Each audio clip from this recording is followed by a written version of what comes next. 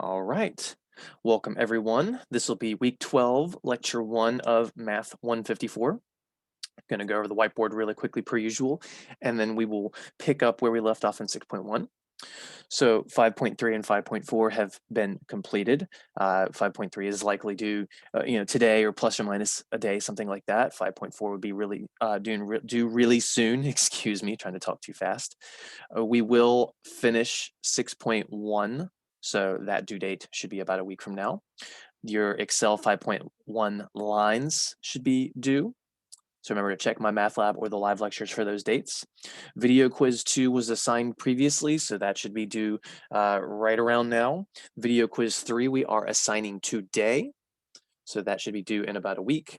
And then, as promised from last class, we were talking about page 224, 226. We're going to cover page 224 in lecture, and then you will be responsible for page 226 as a discussion board. You will need to complete one entire row, which means one of each column element.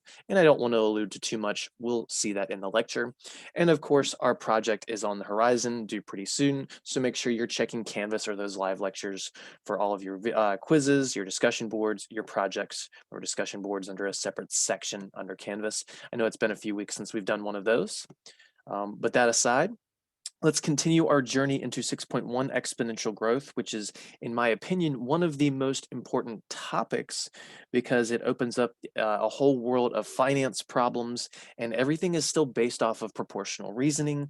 We're just doing proportional reasoning in a different manner because we keep multiplying by things over and over and over to get that growth factor like we talked about last time. So again, let's not dilly-dally any longer. Oops, not that.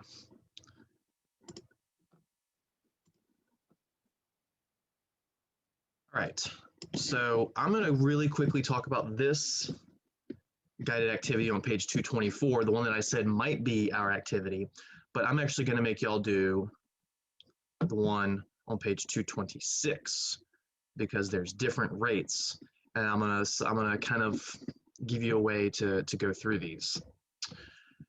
All right. So guided activity 1, compound interest. You invest $1,000 into a mutual fund. What's a mutual fund? A mutual fund is basically a bundle of stocks or bonds or mortgage-backed securities, basically just stocks and bonds pretty much, but they can be other things. It's instead of just buying Apple, or instead of just buying Tesla, or instead of just buying Amazon, you have a mutual fund that has a whole bundle of these, so you get to buy Apple and Amazon and Tesla and maybe 20 or 30 or 500 other stocks as well. We'll talk about that more in chapter 8, but let's just think about it as a fancy type of savings account. Now, in the real world, these fancy savings accounts do not always return the same number each year. However, you can calculate over 30 or 40 years an average. So maybe this fund, if you actually looked at it 30, 40 years, it just averaged out to be 9% per year. So that's the number we're going to use. Savings accounts are pretty static in numbers, but stocks, bonds, mutual funds, they vary literally every day. So we start out with $1,000. They ask us, how much do we get in interest and how much do we have at the end? Now remember, for this very simple concept, whenever we look at a smallest interval possible, interest is just a product of the balance and the periodic rate. Now, we're getting a return of 9% each year, so that's an annual rate or an APR. So our period is assumed to be annual. If I said that it compounded monthly or something like that, which we'll get into later today, then this interest would be calculating every month, but we're calculating the interest every year. So all we got to do is pull out our calculator like I always forget to do on this screen, then pull up the annotate. Boom, there we go.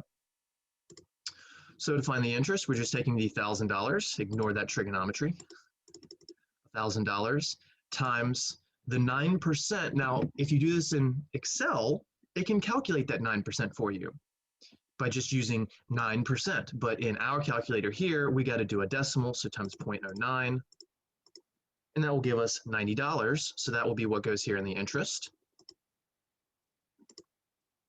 And then the ending balance, the new balance, is always the sum of the previous balance and the interest. So the new balance is the old plus the interest. Now you might say, hold on, Mr. Beckner, you said the new balance is the old times the growth factor. Yes, both are true. That's two different approaches. What we've done is a two-step process here. We found the interest, then the ending balance. If you wanted to use the other version, new equals old times 1 plus r, check this out. If we do 1,000, then parentheses, your calculator, you might have to hit times first, and then the 1 plus the rate as a as a decimal, so 0.09. And look at that, we get 1,090, which is exactly what 1,000 plus $90 is. If you took the 1,000, which was the starting balance, and you added the interest, which was the 90, you would still get 1090. It's two different ways to get the same answer. So why would we have two different ways? Because sometimes we want to know the interest along the way. Sometimes we're only interested, pun unintended, in the ending balance. We don't want to know the interest.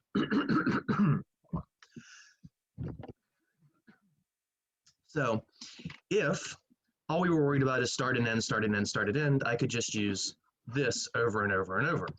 But if we're actually curious, well, how much money did we get for free along the way, which is what I like to call interest, free money, then you can do it in this two-step process. All right, so now the new beginning balance is 1,090. The new old is the old new. Then to calculate the interest, we're going to take that 1,090 and we're going to multiply it by 0.09. And we get $98.10. And clearly, I say clearly, but sorry, I can't hit my mute button when this annotate menu is up, unfortunately. If you add these two, 1090 and 9810, you're going to get $1,188.10. The same as if you instead just took your previous balance, the old, times the growth factor, 1 plus 0.09. You still get that 1188.10. And that's this entire process. I'm not going to do this for all 10 of these rows. Originally for the homework, I was going to say, let's just have y'all complete these. But I'm going to do things a little differently, in fact. I'm going to get y'all a little more involved. Okay, so then the new balance from year 2 will be the original balance from year 3, so 1188.10. And then from there, can go off of annotate. You can take the 1188.10 cents times the 0.09 to get your interest. So that would be $106 right here. And then you can add that to the 1188.10 to get the new balance, which is $12.95. And we're going to round to the nearest penny, so 0.93 and 0.03 for those problems. So let's go back and annotate. Write this last one. 106.93, and then for an ending balance of 1295.03. Sorry if that 5 looks a little ugly, but you can see it on the calculator. All right, now if you keep going with this, I want to point out just a couple more answers. The ending balance for year 8 ends up being 1992.56. The ending balance for year 9 is 2171.89. And the only reason I'm doing that is because they ask about how many years does it take to double your money? And how many years does it take to double your money? I think there are two legitimate answers here. Most people would say 8 years because 1992 is extremely close to 2000, which we put in 1,000, so doubling would be 2,000. So 8 years would be one student's answer. However, in the real world, let's say you actually had to exactly double your money to pay something. In 8 years, you don't have that $2,000. You're $7 and I can't even see the cents anymore, but it doesn't matter. You're about $7 or $8 short. And that store is going to say, no, sir, you can't buy it unless you give me that other $7 or $8, or no, ma'am, or whatever. So in the real world, you technically never doubled your money until 9 years. However, most people would say 8 because it's extremely close. So then they ask, is your ending balance each year a linear function of the years? Why or why not? So if it was linear, that means that every year it would be going up the same amount. So every time we add 1 year here, we would, okay, so we added $90 here. So we would expect this to add 90 and then add 90 and then add 90, etc. Basically because we gained $90 in interest first. But unfortunately, those are all wrong. Our interest got bigger and bigger and bigger and bigger and bigger that you can't see. I will use Excel later, sooner than later, in fact, to really address that because this takes forever by hand for obvious reasons. So no, this is not linear. This is that exponential growth. Constant percent change. We are constantly changing at the same percent every year. We're getting 9% more every year. But because every year we have more, 9% of more is more, and then you get even more, and 9% of even more is even more. And I know that might sound silly, but it's true. And then the last question they ask, which you can't see on the screen, but number 4 is to write a model or an equation for after 10 years. And then what this relates to is that equation I gave you last time, that A is equal to P parentheses 1 plus R raised to the T. That was the formula we developed so that we didn't have to go year by year by year by year by year. I could just go to straight to year 10. So the principal is the starting value, which is 1,000. So you go A equals 1,000, then times 1 plus the rate of 9% is still 1 plus 0.09. Raised to the T, well, that's in, you can't see it, but I did say 10 years. So the exponent would be a 10. That's it. You could even simplify this to 1,000 times, I won't need a parentheses because 1 plus 0.09 is 1.09, then raised to the 10th. You would not multiply first. PEMDAS is still important in your calculator. It would do this first. So if you're doing it step by step, you would have to do that same thing. And then you'd multiply by the 1,000. So if you want to know what happens at the end of year 10, you can just go 1,000 times 1.09 raised to the 10th power. And we can see that we would have $2,367.36 at the end of year 10. That would be our remaining balance. Now, maybe you don't trust this formula. Well, we did show it iteratively for years 1, 2, and 3. So let's see if we can confirm year 3's amount. So that just means change the exponent to a 3. So 1,000 times 1.09 raised to the 3rd power. And we get 1295.03. Look at that, 1295.03. So this formula does, in fact, work. And again, there are times when you want to know all these middle years, 4, 5, 6, 7, 8, 9, 10. There are times when you're only interested in the last year. It depends on what you want for your own finance stuff. If you're being hired to do something like this, it depends on if your customer wants a spreadsheet of all 40 or 50 years of growth, or if they just want to know the ending balance. So there's a lot of dependability. And for us in this course, it just depends on what the question asks, right? That's what matters. All right, so let's clear our screen. Try and just hold a picture of these numbers in your head, or hopefully you wrote them down somewhere because I will refer back to them later, especially the year 9 and 10, 2171.89, and then the 1295.03. I'm sorry, 2367.36. All right, I gotta clear my screen. Take off of annotate. So let's take this and let's do it in Excel instead. So we're going to take this problem. I'm going to open Excel. And this is going to be, that was the answers and stuff to later.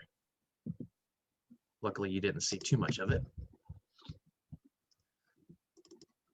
And I'm going to try and make a spreadsheet that just kind of mimics this. I'm going to zoom in a little because I won't need that much space.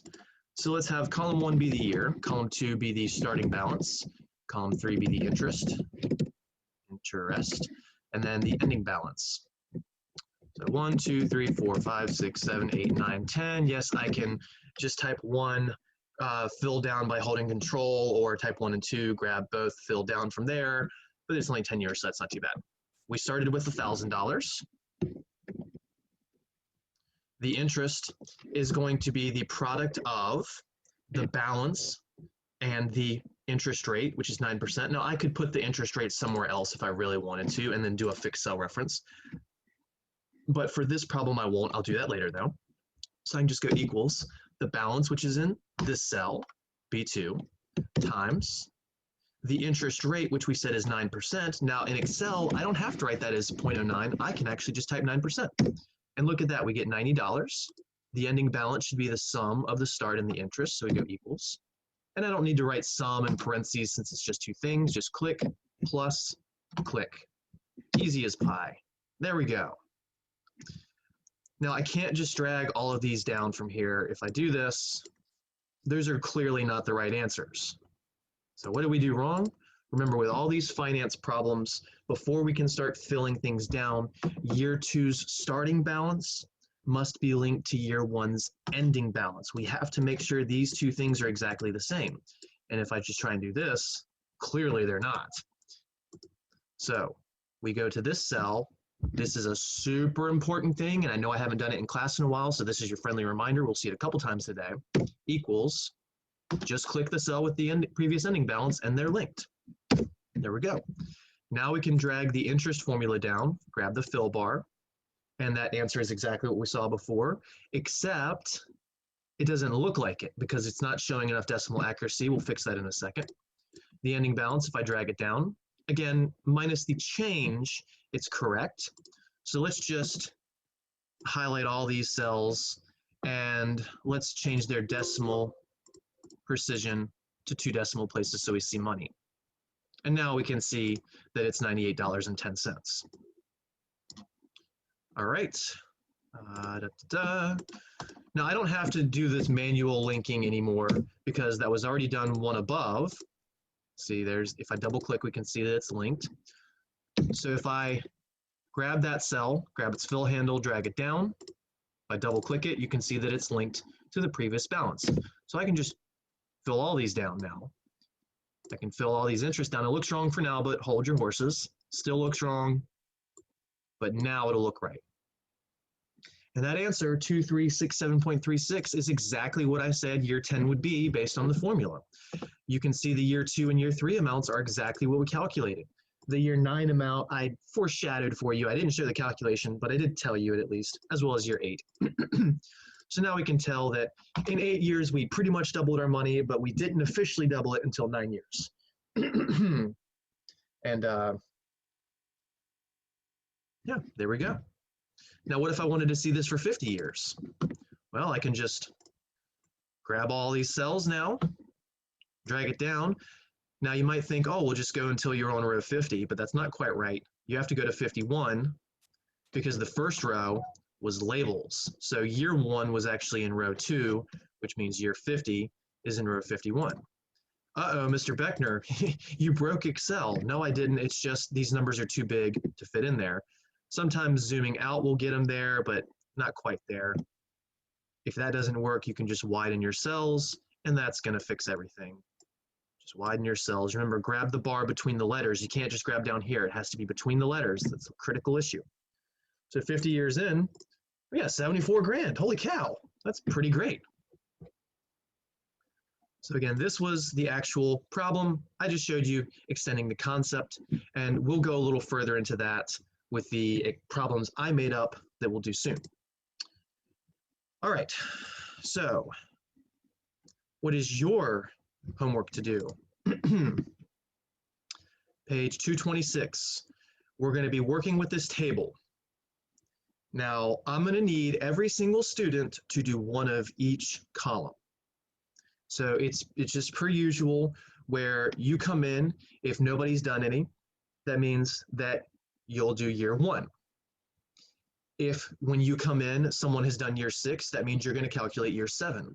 We're not necessarily going to stop at year 10 because we have more than 10 students in the course. So if you come in and someone's done a 10th, you don't go, oh, I don't have one to do. Yes, you do. Just do year 11. And then the next student can do year 12. And the next student can do year 49,000 if I had 49,000 students. So all we are doing is finding the ending amounts for this table. We're not calculating the interest. We're just calculating the ending amounts. So the ending amounts only. So if you look back at the previous problem, that was the 1,090 for the end of year one. That was the $1,188.10 for the end of year two. So each student has to do 4 of them. One of them based on a 5% rate, one of them based on a 12.8% rate, one of them based on a negative 6% rate, and then one of them based on a 20% rate. Now, please note, one of them is negative. This means you're losing money each year. This means that your money is going to go from $1,000 to, I don't know, maybe $900 and some change, and then down to $800 and some change, and then eventually $700 some change, eventually $600 and some change. So this one will be going down. So that's not a growth factor, it's a decay factor. It's the 1 minus R instead. I'm going to go ahead and give you these factors. For the 5%, that's 1 plus 0.05, which is 1.05. Remember, a growth or decay factor is 1 plus or minus the R as a decimal.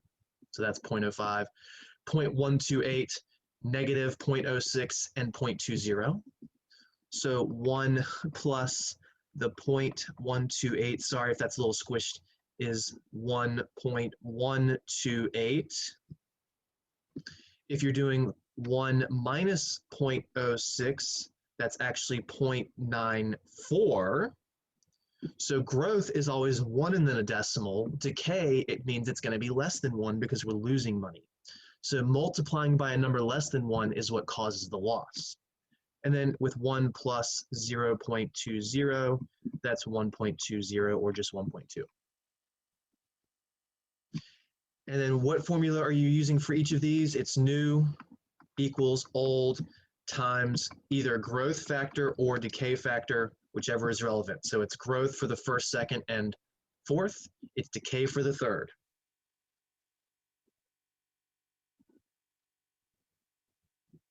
So again, each student, student 1 will do year 1. Student 2, I don't know why I was about to use Roman numerals.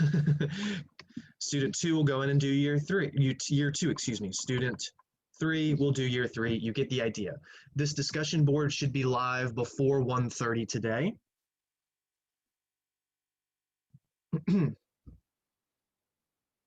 So again, if I have 15 students that do this, then that means I should have 15 years completed in the end. I will come in, and if I see anything wildly incorrect, I will correct at that point. I won't worry about people going back and correcting previous ones. I might say that one person that I corrected can correct it, but I don't want to have to go back and make everybody correct it, especially since you're doing 4.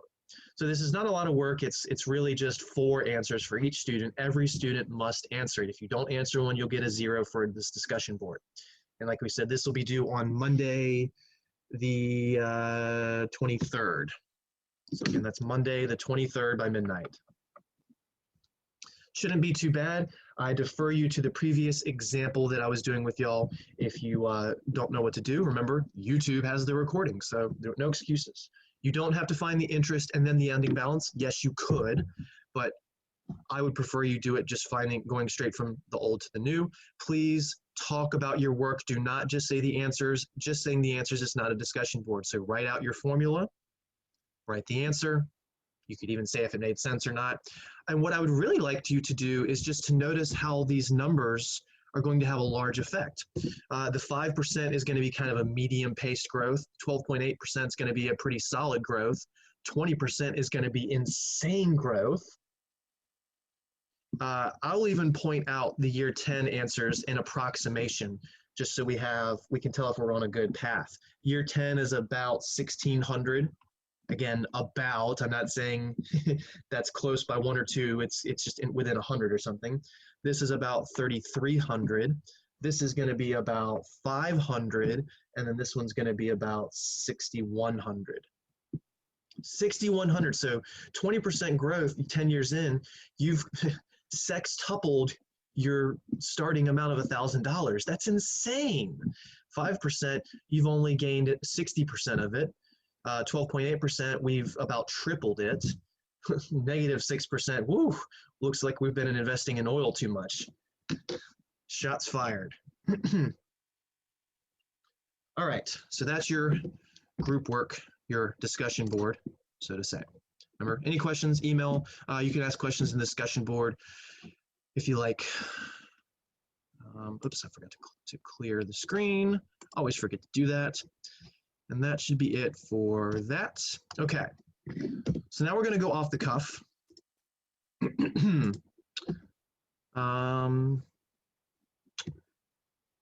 As a reminder, I just reminded you of this formula a bit ago. If you want to go straight to an ending year, this is your formula that I said you may or may not have to memorize. I haven't even told you if you have to memorize it yet because I'd like you to memorize it. Even if I put it on a formula sheet for your final exam, I would like you to memorize this formula. It's not a complicated formula. It's just new, or the newest equals the oldest times a growth factor raised to an exponent. The only thing that's different in this versus new equals old times growth factor is the exponent, and that takes you from oldest to newest without the middleman. It's a pretty simple formula. Now, I'm not even going to be doing anything with this formula for a bit, but I'm just going to remind us of that, and then we're going to go back to doing kind of what we were just doing in Excel.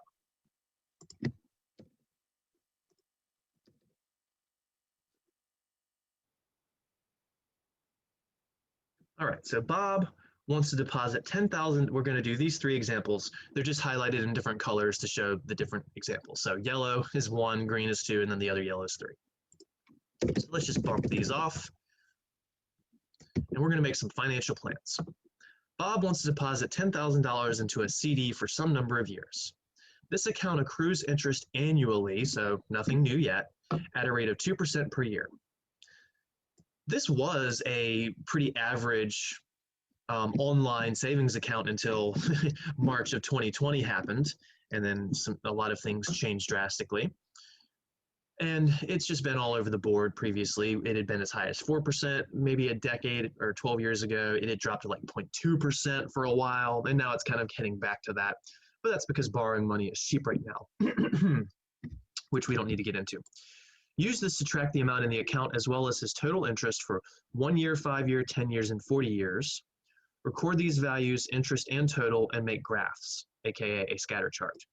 And when we get to the scatter chart, we want to use the years and the ending amount. And as a reminder, if you need to go over gaps in Excel, holding control will help you do that. All right, so the scatter chart stuff isn't going to be an issue for a while. So I'm specifically looking for 1, 5, 10, and 40 years in. Now I could certainly just use the formula A equals P parentheses 1 plus R raised to the T to go ahead and get those answers if I liked. I can also make Excel do that as well as get year 38, 39, 27, 21, 7, 11, whatever you like. All right, so Excel, do my bidding. Let's just make a new file. Let's close the old one. We don't want to save. All right, so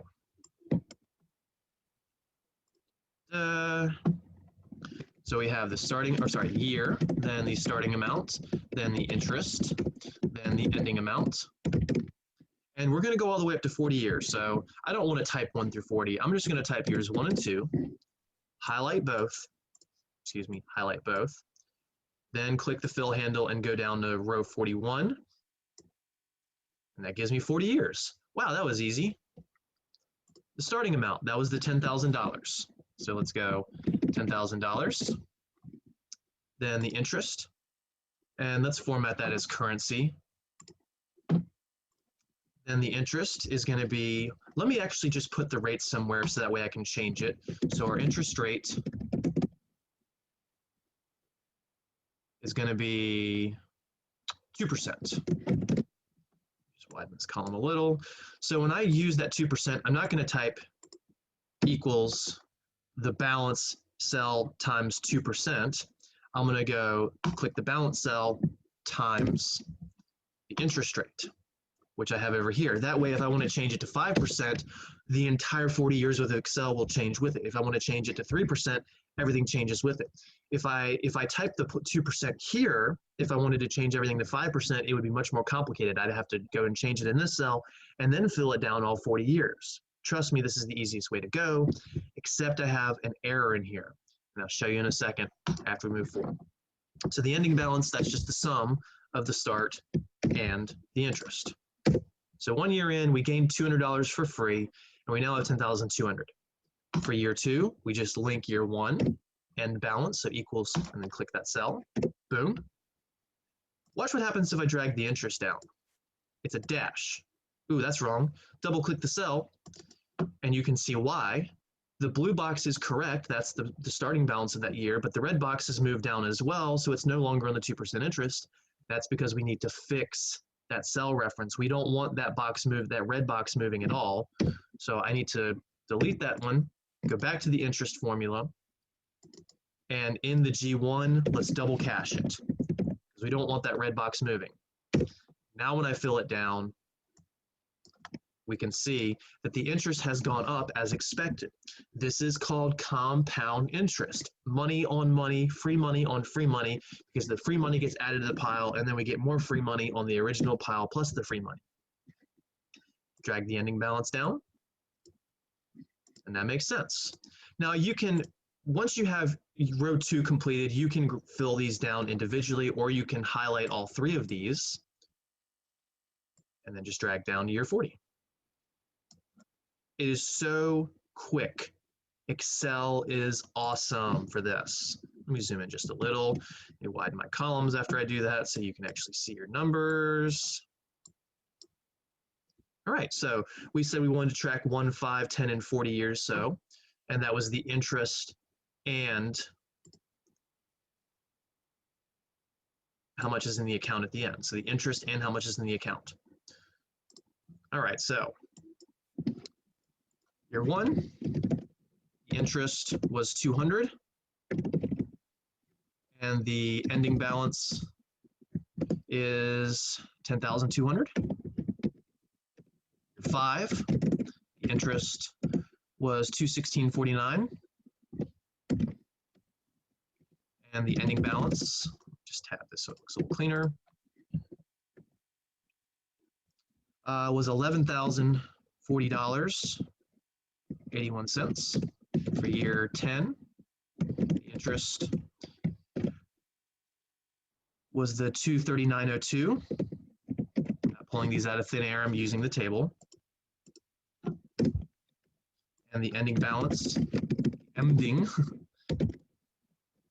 was year 5. I didn't do that right, did I? Yes, I did. Year 10, 12189. 94. And then for year 40, so we're just not looking at anything for a while, we made $432 for free that year and 95 cents with an ending balance of $22,080.80.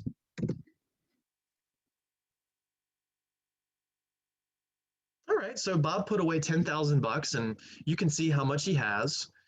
1 year, 5 year, 10 years, 40 years in simply over here, or you can look at all 40 years over here. If you don't trust that formula we talked about, I'll at least show year 40. We would have A, the future value, equals the starting value, not the previous value. When you use the formula to get straight to a specific year, it's the starting value times 1 plus the interest rate, which is 0.02. Raised to the exponent of however many years or however much long time, if we're talking about months or days, which we'll get to later, and that'd be 40. And I can actually put that in the calculator just like that, or I can simplify the inside of the parentheses, 1 plus 0.02 being 1.02. So here's 10,000, parentheses, 1 plus 0.02, close it, raised to the 40th power. And look at this, $22,080.40 rounded to the nearest penny.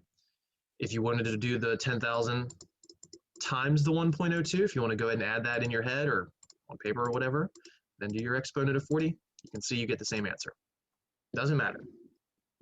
I actually suggest most of you do it the first way I did it, because that's less computation on your part, especially when we get to the next formula where doing that addition will be just a little more annoying because there'll be fractions involved. All right, so this works. Excel did a good job of going line by line, but also our own formula works if we're only interested in year 40 or year 10 or year 5 or year 1. Next, we said to make a scatter chart, make a graph out of this using the years and the ending amount. So we're only going to track the ending amount each year, so how much money we actually have in the account. So to do that, our years are in this far left column A, and the ending amount is in column D. Those are the only two things we want to highlight. I can't just drag all of it like that. We have to highlight the label and all 40 years. Then we can let go. I am now hitting and holding the control button on my, actually, hold on. I need to, that was not what I expected. Let me try that again. So I need to scroll back up though. So I haven't hit control yet. I'm gonna scroll back up. I'm holding control. Now I click ending and I highlight all 40 years worth of ending balances. See, the order I do all that is very important. I had to highlight, scroll back up, then hit control, because if you hold control and scroll, something weirder would have happened. So remember, when something weird happens in Excel, undo is your favorite friend. So those are highlighted. Let me maximize this now. Insert, scatter chart. Now I'm not having to do any recommended charts because this isn't a homework, so scatter chart right here, the top left one, and boom, there we go. This is how much we have in our account, and it says ending. You could make it a more, a better name by double clicking and just saying ending balance if you wanted to, or balance at the end of the year, whatever you want. And you can see that this is not a straight line. It kind of looks straight. It almost looks straight, but it is bending just a little bit. So I told you that exponential graphs, they tend to have this kind of shape. They tend to do something like this. They'll grow really slowly at first. They start picking up speed, and then at some point, they take off, and then they're growing just wildly. But there's a lot of factors as to how long it takes for it to explode. The two biggest factors are time and the rate. Now you might say, well, it's obvious time is a factor because that's, at some point it's going to explode. So time would be an important factor, but the rate is too. So this is not a crazy explosion. This almost looks like a line. I could do a linear approximation, in fact, and it would be pretty good. But let me clear my screen. Let's take off annotate. Let's go back up to this interest rate. Let me hold this chart up here. Let's change the interest rate to 3%. And let's see how it affects the graph, because as soon as I do that, you'll see all these interest numbers, all these ending balance numbers, and this graph change. Look at that. We saw all these numbers change. The ending balance at year 40 is now $32,000, where originally it was $22,000. So we now have another $10,000 for free just by going from an interest rate of 2% to 3%. Also, this graph does not look nearly as linear. It's still fairly straight. It doesn't look like an explosion has happened, but it is bending a little more. Watch if I change it to 4%. It's bending a little more. Watch if I change it to, let's just jump the gun, 7%. Now we're starting to see that explosion start to happen.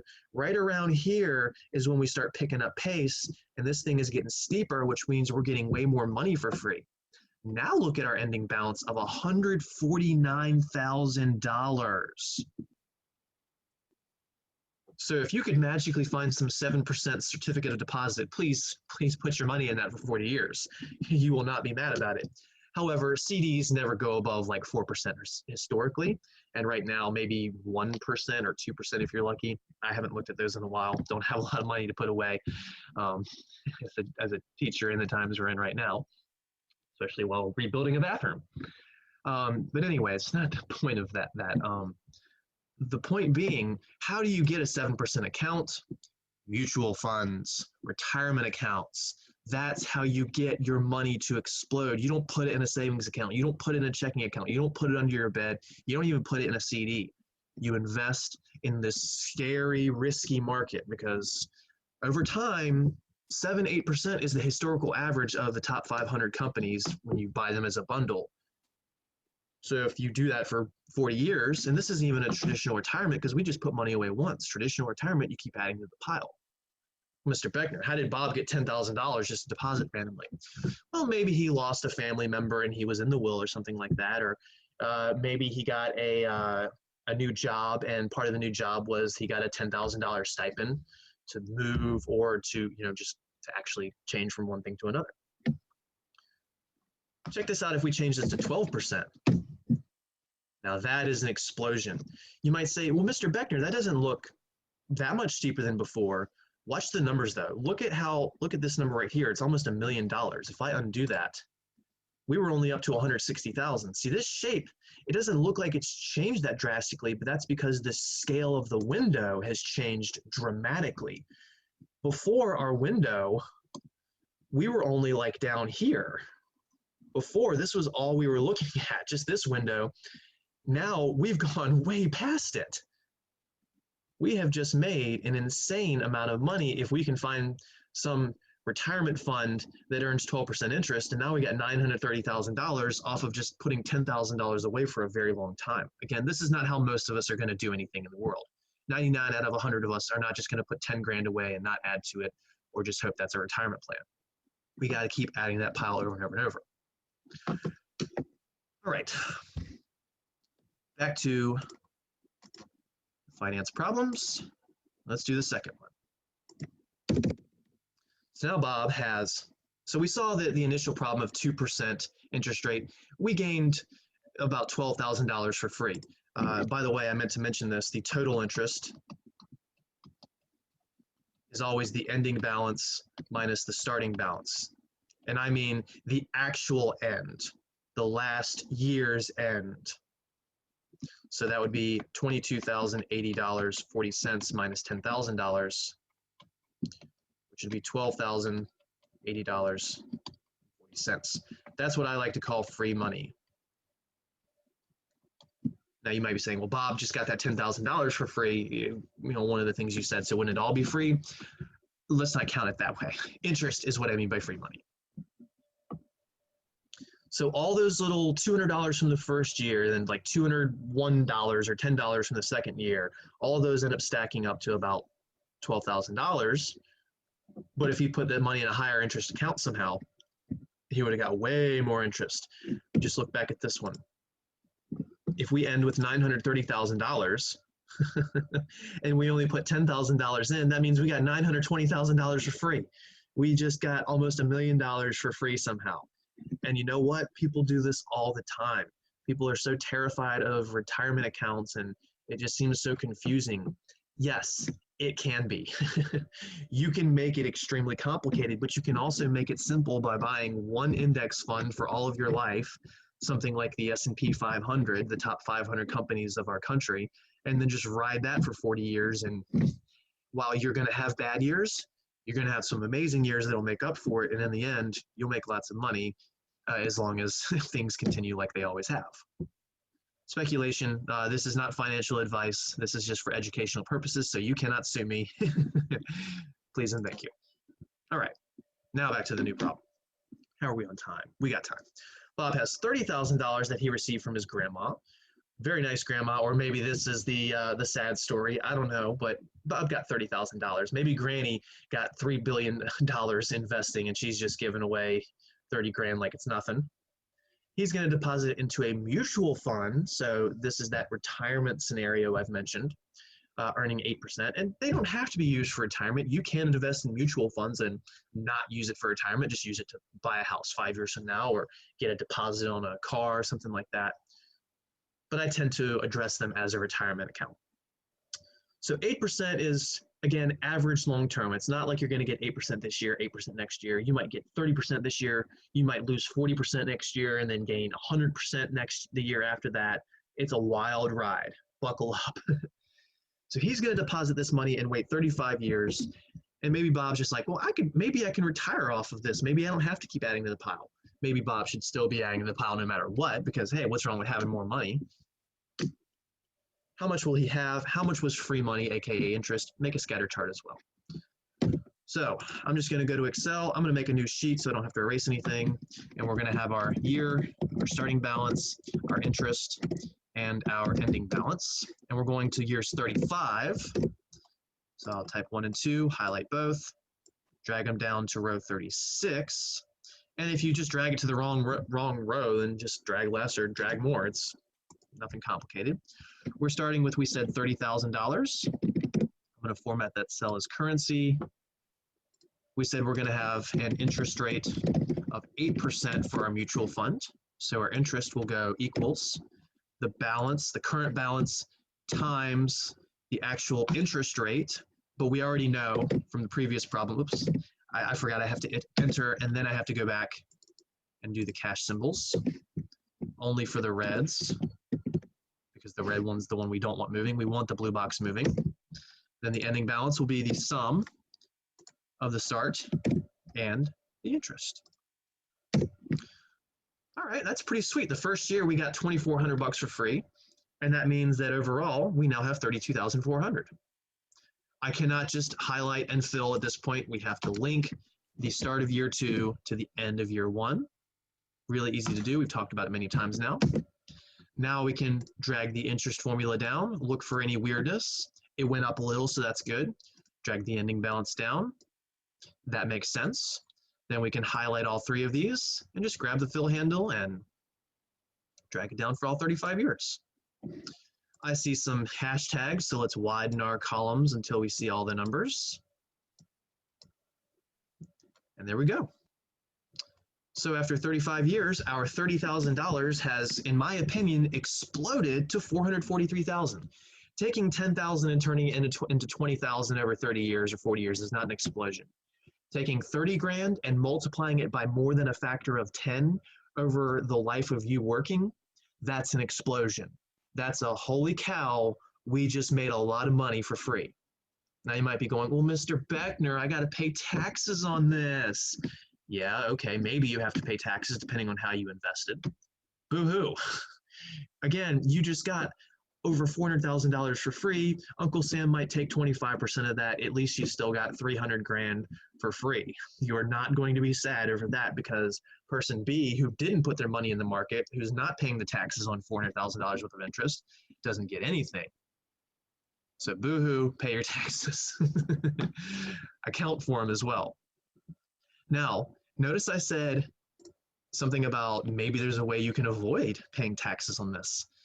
Dropping $30,000 all at once, you're going to have a hard time avoiding that. But if you're doing like $6,000 a year into an IRA, you can get all that interest for free, specifically a Roth IRA where all of your interest is free, tax-free that is. And that means you just earned, maybe $500,000, $1 million in free money that you don't even get taxed. Roth IRAs, if you're young, get yourself a Roth IRA. Start it tomorrow if you're employed. If you're not employed, you can't do an IRA yet. You gotta have a job. But yeah, all right, so let's make our chart. So highlight all the years. Let go. Scroll back up. Before I hit anything else, I'm gonna hit and hold Control. Highlight the ending balance. Let go. Then insert, scatter chart. Boom. Look at that. It's got a nice bend to it. That's our explosion. You can even insert a trend into this. So remember, we go to add chart element, trend line. If you do a linear, look at how bad of an approximation that is. That's really not good at all. Oh, but look at the one that says underneath it, exponential. Wow, I can barely even see the model. Look at how the dots, the bigger dots, now they're going to have little dots between them. That's because this is an exact exponential model. We're not doing any subtle little changes like, oh, we got 9% this year and then 8% the next year. None of that goofy business. We're keeping everything the same, which means this model is a 100% accurate fit. If I were to display the equation, it would be perfect. And I can do that. Add chart element, trend line, more options. Why did the line pop up? Did I hit something on accident? Okay. That's the wrong menu, so I close it and try it again. Trend line, more options. It's just weird how Excel does that sometimes. Oh, I see why. Why is it doing that? I have literally never seen Excel do that to me. Go back to Exponential, you silly goose. Display equation. So there's our equation. Don't worry about that what little e means yet. We'll talk about that in 6.2. And then if you display the r squared, I said if this number is a 1, it's perfect. And look at that, it's perfect. We'll talk about the r squared in chapter 8. We'll talk about that e in the next section. So that's a perfect model. All right, so 8%, that's pretty much average. Maybe you actually learn a bit about investing. Maybe you learn how to beat the average in theory by, picking tech and medical companies right now, or maybe something else 10 years from now. And maybe you're able to get yourself a 12% interest rate over the average of 35 years. So the ending amount, which was like 440,000, holy freaking cow. I got to widen the column again because it got into $1.6 million. Woo, buddy, that's a lot of money. All right, but let's take it back to the 8%. I also asked what the free money was, the interest. So that's just the difference of the final amount and the starting amount. So we're just going to take 443,000, blah, blah, blah, minus 30,000, which would be 413,560 and 33 cents.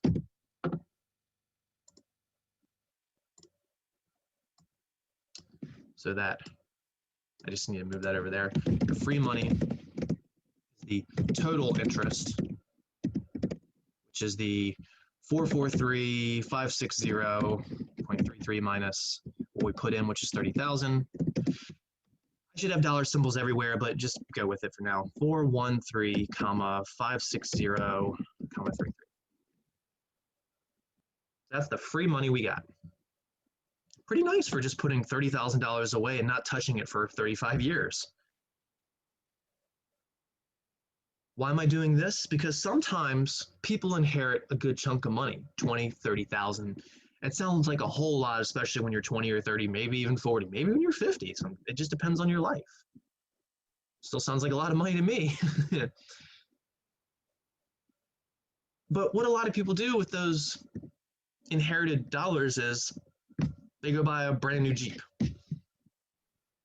or they spend it on something just super frivolous. And I'm not saying don't spend any money frivolously on yourself. Again, live your life to your style, but just understand that you're paying a bigger price tag than you think, because that $30,000 you used to go buy a brand new Jeep, if you instead had just stuck with the car you had, if it was fine, or maybe buy like a used car for maybe a third of that amount, you could take that 20 grand, put it away, and have hundreds of thousands of dollars later.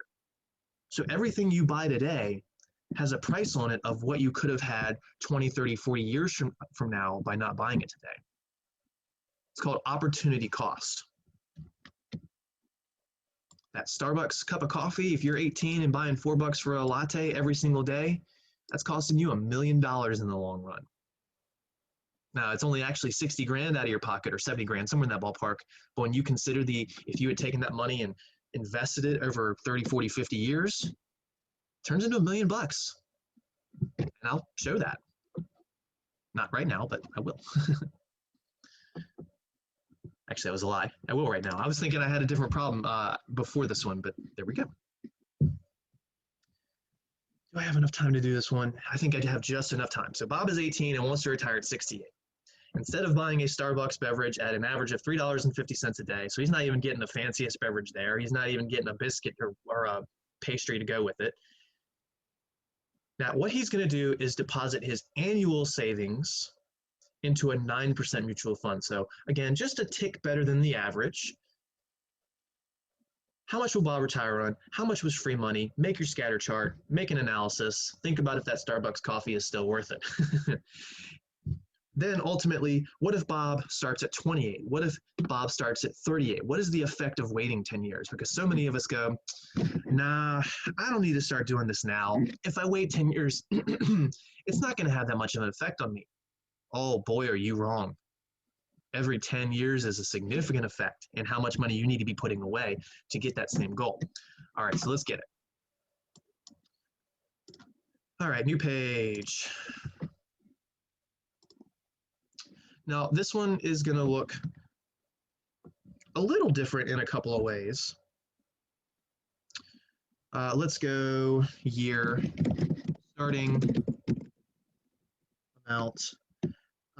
We're no longer just putting money in and leaving it there. We're adding to the pile. So I need a column for money added each year. So I did not need to hit enter. That's okay.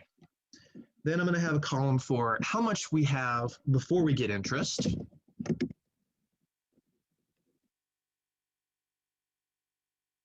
Then I'm going to have a column for how much we actually get for the interest, and then for the ending balance.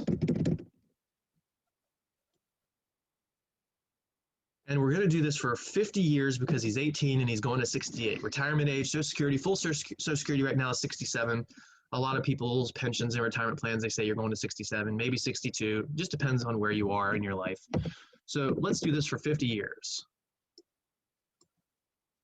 So I got to go to row 51. Boom, there's 50 years. Now, again, I have this money added and a pre-interest balance in here, which looks a little different. And that's because, again, we are starting with nothing. We start with nothing. We have no money at first. This formula is currency. That dash means zero. Don't worry about that. You can still see the zero is typed there. Now, how much money do we actually add the first year? Oh, we add $3.50. No, that is completely wrong. That doesn't make sense. We bought a Starbucks coffee every single day. Now, you probably didn't get it certain days, but let's just assume we did. Maybe you were buying a little bit more some days, and it just averages out to $3.50 a day. So no, it's $3.50 a day for 365 days. So that $3.50 per day, we're going to do that for 365 days. Look at how much your Starbucks habit is costing you a year. $1,277.50. It doesn't sound so bad when you're buying it $3.50 at a time, but if you do it every day, that's $1,000. This is one of the points that I'm trying to make everyone kind of understand with your monthly budget. If any of us do have just regular expenses that we don't necessarily need to do, when we could go to the grocery store and get coffee for like 20 cents a cup. Now, again, I'm not telling you how to run your life. I'm just making you aware of options. So we're adding this money annually. We're not going to put it in every day. Now, in the real world, it's better for you to do it like every day or every week or every month.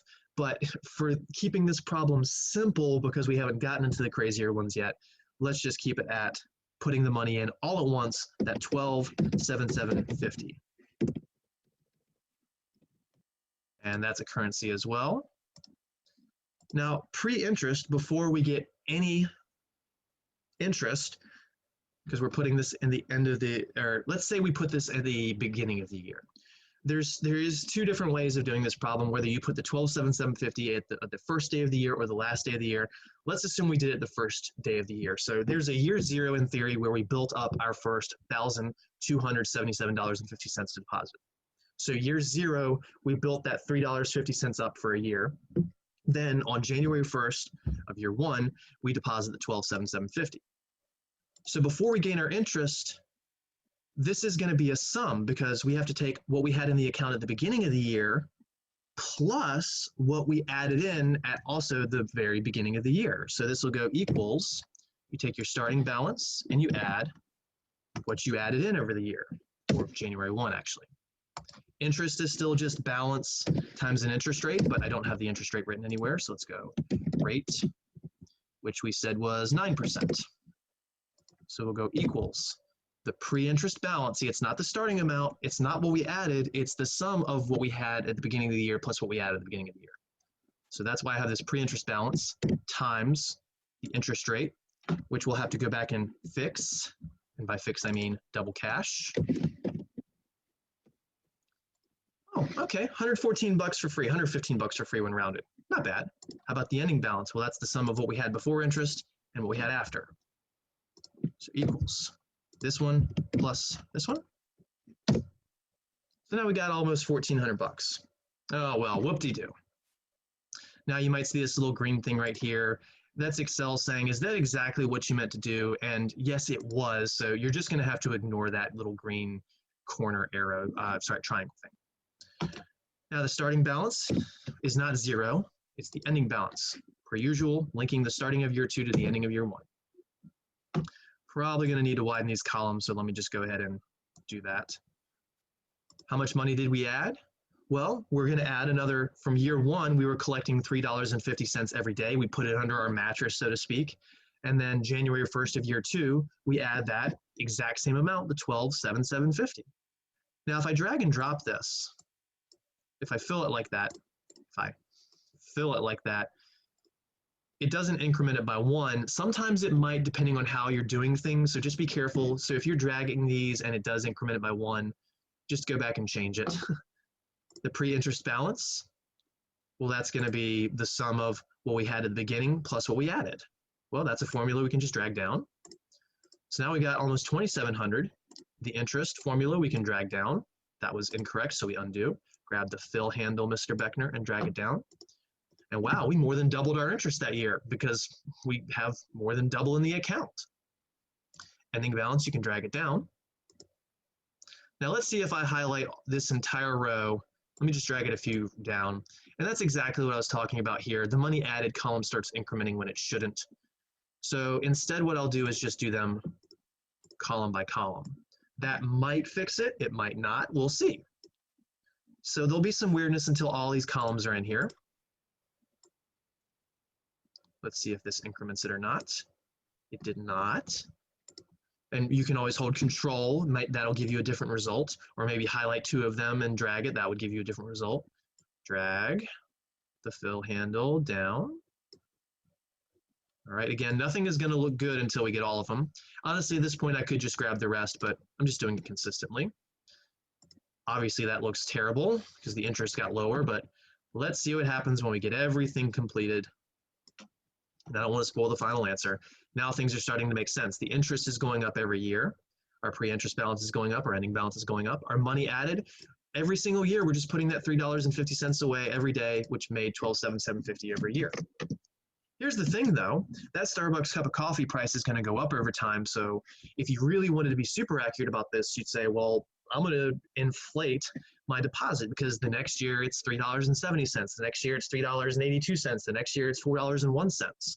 So you'd multiply $4.01 by 365, and that would be your deposit. Maybe you just assume a constant inflation rate of 2%, which is the average. So you could actually just say each of these is 2% larger than the previous one. Because money inflates. $1 million right now is not going to be the same as $1 million 50 years from now. But holy cow, whether or not it's the same, we all know that $1 million is still a lot of money.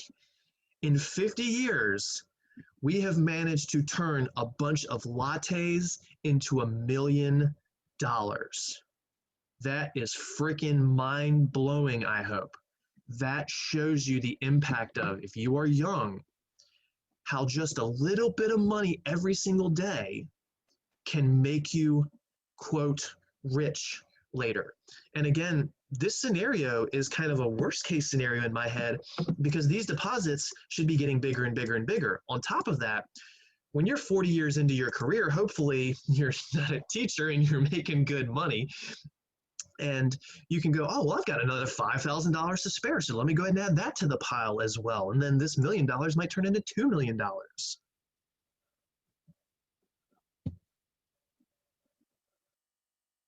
How much money did we actually put in?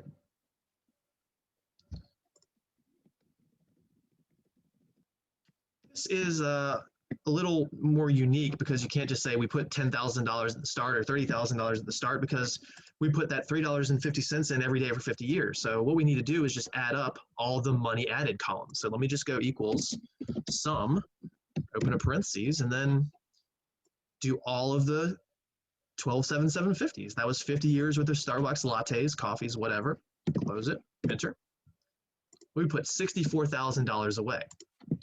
Interest is, that's going to be the difference of how much we ended with, so equals how much we ended with minus the total we deposited, which was this 64,000, and we got $1 million for free. Now, if you're employed, you can get yourself a Roth IRA, and I'll talk about this more in Chapter 9, but a Roth IRA means the money that you get for free, the interest, is tax-free. So right now, the limit on a Roth IRA is $6,000 a year. We're not even close to that. We're putting $1,200 a year away. So we've still got elbow room for tax-free growth. Lots of elbow room, in fact. So we could deposit this into a Roth IRA every single year and get $1 million tax-free. Uncle Sam would not take one penny of that $1 million if all of this had been put into a Roth IRA. Get yourself a retirement account. Get some mutual funds like the S&P 500 that are, you don't have to sit here and think about and pick your own companies. It's just, hey, the quote best 500 companies are all in one big bundle. That is a great baseline of investing. Again, this is not advice. I'm just saying, so when I say get yourself, I'm just saying what you could do. I'm not telling you what to do. And again, there are literally thousands of different mutual funds out there, if not tens of thousands. I'm just saying that most people would call the S&P 500 a baseline for comparison. There are mutual funds that do significantly better than that. There are mutual funds that do worse than it. There are mutual funds that lose over and over and over and over every year. But when you go to pick these funds, you can look at the numbers, you can look at what $10,000 has done over a decade and make a decision based on that kind of. And again, past results don't dictate future results, but it's a start at least. Don't underestimate the power of $3 a day, $4 a day. Now, maybe you're not 18, maybe you're 28. So what if Bob waited 10 years to start? Bob's like, well, you know what? I want that cup of coffee for while I'm in college and starting out my job and all this stuff. And I don't really make a lot of money. I need to worry about, my car. I need to worry about paying rent. I just can't do this, or I think I can't do this. And most of the time when you think you can't do it, you probably can, unless you're just absolutely broke and don't have income, which right now I understand that many of you might be in that situation. Again, no judgment, all in a different place. So what if you wait 10 years? That means you don't have 50 years of growth. You only have 40 years of growth from 28 to 68. So we got to cut all this out. Now we only have $470,000. But what if you still wanted to have that same amount at the end? What if you still wanted to have $1.1 million? Well, that means you're going to have to increase your deposit. So again, the answer to how much will you have to retire on was the $470,000. Is that bad? It's not bad, but it's certainly not $1 million. It's half. Starting 10 years later has lost you more than half of your retirement plan. And all it was Starbucks coffees. It wasn't like you didn't eat for a week or something, or eat for a year. So again, this was the 1.1 million. How much do you ever retire on? We already talked about that. I must have gone too far on my undos because now my interest is gone. There we go. So now let's say, all right, well, let's cut out those last 10 years, years 41 through 50. Now we only have the $470,000 to retire on. This is no longer correct because it should be cell F41. So we can see that we only put $51,000 away,